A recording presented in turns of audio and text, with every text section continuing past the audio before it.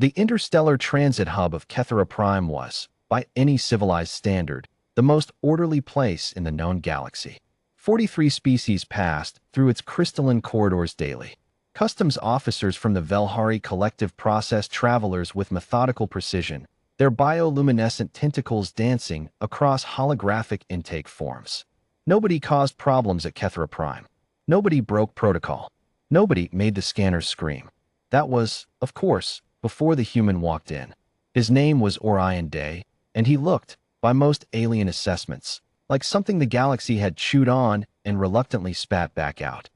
He stood at the standard human height, which the Velhari privately considered alarmingly tall for something so fragile, with broad, scarred shoulders and a jaw that seemed architecturally engineered for stubbornness. His left arm was wrapped from wrist to elbow in something that the customs officer, Celera, immediately identified as not standard medical wrapping. It was darker, older. The cloth pulsed faintly, like a bruise that hadn't decided whether to heal or spread. Celera was a Velhari mid-caste customs officer, 17 years on the job, unimpressed by everyone. She had processed war veterans, refugee fleets, and once a diplomat who had smuggled a sentient fungal colony in his ceremonial hat.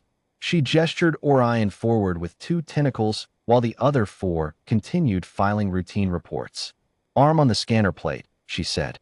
The human complied without comment. The scanner beeped. Then it beeped again. Then it made a sound that Celera had never heard it make in 17 years, a long, sustained, ascending tone that brought every head in the terminal turning. The holographic display above the gate flickered, crashed, rebooted, and then populated not with the usual green biometric confirmation, but with a column of dense amber text that scrolled faster than Celera could read. Except for one line, which stayed fixed, bolded, and pulsing at the top of the display in the emergency font reserved for planetary-level threat classifications. Subject has survived direct contact with Apex God. Status, alive. Contamination class, unmeasurable. Threat assessment, pending divine arbitration. The terminal went very, very quiet. Orion looked up at the display, read it, and exhaled slowly through his nose. "Yeah," he said. "I was hoping that wouldn't come up." Solara's superior arrived in under 90 seconds. A senior Velhari officer named Thaz, who was old enough to have heard of apex gods in the same way one hears of geological epochs, as things that existed, technically, but not within any personally relevant timeline. Apex gods were not gods in the religious sense, though many civilizations had made that mistake to fatal effect.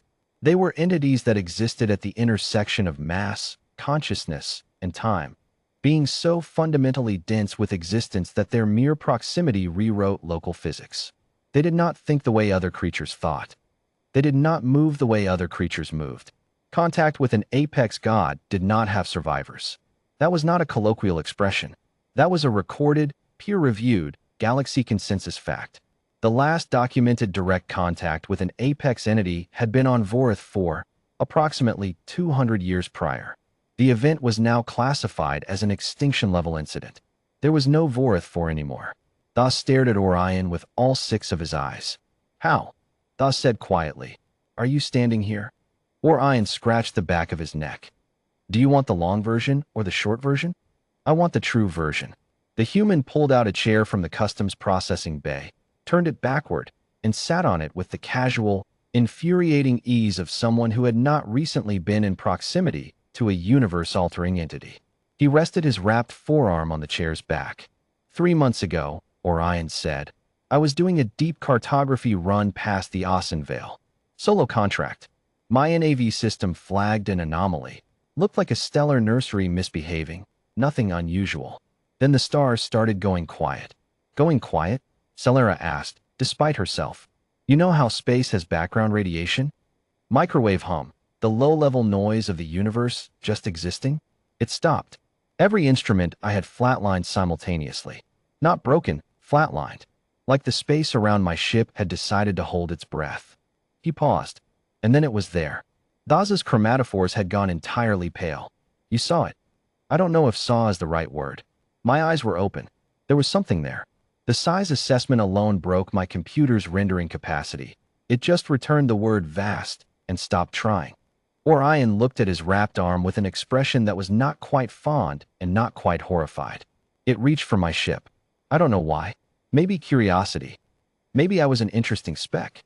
It touched the hull first, and the hull just ceased. Not destroyed. Not vaporized. Ceased. Like it had never decided to exist in the first place. The terminal around them had grown a crowd. Travelers of a dozen species had pressed back against the far walls, not leaving. Unable to leave, it seemed, held by the gravitational pull of the story. The reach continued, Orion said. I was in the cockpit. It touched the viewport. The viewport ceased.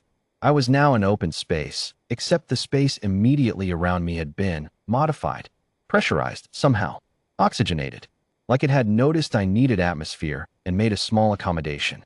He frowned. That was when I understood it wasn't trying to kill me. It was examining me. You should have died from the hull breach alone, Solaris said. Explosive decompression. I was moving pretty fast at that point, Orion said dryly. Adrenaline is interesting. I wasn't thinking about the physics. I was grabbing the emergency beacon with both hands. He glanced at his wrapped arm. That was when it touched me. The silence in the terminal became something almost ecclesiastical. Just the arm. Just the arm. He unwound the wrapping slowly, deliberately. Celera braced herself for necrosis, for mutation, for the kind of biological horror that proximity to divine-class entities left behind in the documented cases. What she saw was not horror. Orion's forearm, from wrist to elbow, was marked with a pattern that had no right to exist on organic tissue. It was not tattooed, not scarred. The skin was perfectly intact, perfectly healthy, perhaps healthier than the rest of him. But the surface was written on, in the same way that a star's spectrographic signature is written on, a deep, intrinsic coding that came from inside the structure of the thing rather than applied to its surface. The pattern shifted as she watched, slow and glacial, rearranging itself in geometries that her visual processing kept failing to fully parse. The xenobiologists on Heron Station had a look, Orion said. Their conclusion was that the entity imprinted on me. They called it a notational mark, like it was cataloging something, making a note. He rewrapped the arm with the calm efficiency of a man who had made his peace with the inexplicable. They also said it rewrote my cellular repair sequencing, which apparently is why the hull breach didn't kill me. By the time the vacuum hit, my biology had already been updated. Daz made a sound that had no translation in the universal standard, a Velhari vocalization associated exclusively with the confrontation of ideas too large for immediate processing. You are alive, the senior officer said, because an apex god decided, in a moment of cosmic examination, that you were interesting enough to preserve. Orion considered this for a moment with the expression of a man who had spent 3 months sleeping badly.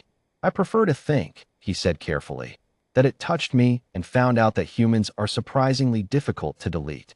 A corner of his mouth moved. We've been breaking things that were supposed to kill us for about 100,000 years. Maybe even something that old picks up on that. Celera looked at the arm. She looked at the display, still pulsing its amber warning. She looked at this man, this unremarkable, scarred, stubbornly breathing human, sitting backward on a customs chair in the most orderly transit hub in the galaxy, casually dismantling every recorded understanding of what contact with divinity-class entities meant for biological life. Your entry documentation, she said, because she was 17 years into this job and protocol was, at this point, simply part of her nervous system. Purpose of visit to Kethera Prime? Orion reached into his jacket and placed a travel form on the desk. She looked down. Purpose of visit: cartography, debrief, and resupply. Duration of stay: 2 weeks. Any conditions that may require medical or customs attention. The checkbox next to yes had been ticked, and in the notes field, in small, neat human handwriting, Orion had written, "Scanner may react to left arm. It's fine. I'm fine. Everything is fine." Celera stamped the form. She had processed war veterans, refugee fleets, and a diplomat with a sentient fungal hat. She had never, in 17 years, stamped this. She handed it back across the desk. "Welcome to Kethera Prime," she said. "Please enjoy your stay. And," she hesitated, which was unusual for her, "try not to touch anything." Orion took the form, tucked it away, and offered her something that humans apparently called a smile. "I'll do my best," he said. He walked through the gate. The scanner beeped once more behind him, softly, this time almost respectfully, and then went quiet.